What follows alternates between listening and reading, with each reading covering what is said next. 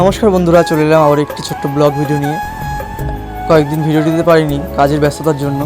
যা কাজের ওখান থেকে বেরিয়ে পড়েছি। আমার আগের ভিডিওতে তোমরা কম বেশি দেখেছো।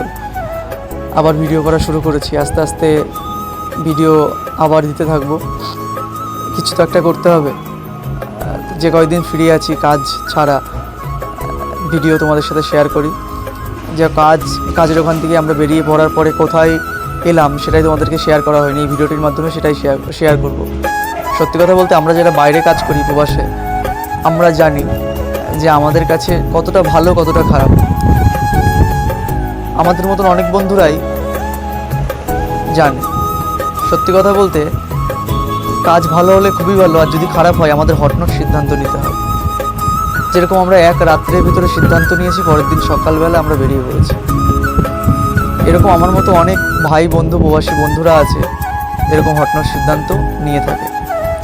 যে পাহাড়, সুন্দর পরিবেশ, জায়গা পার করে আস্তে আস্তে আমরা যাচ্ছি সেখানে।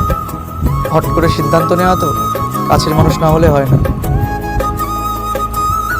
যাক, এখান থেকে নেমে গাড়ি বুক করে পৌঁছে গেলাম আমার দিদি বাড়িতে। পাশে আমার দিদি বাড়ি। দিদি, ভাগ্নি, দাদাবাবু সকলেই আছে। এখানে আসার পরে সত্যি মনটা অনেক খুশি হয়ে গেল। অনেকদিন পরে দিদিকে পেলাম।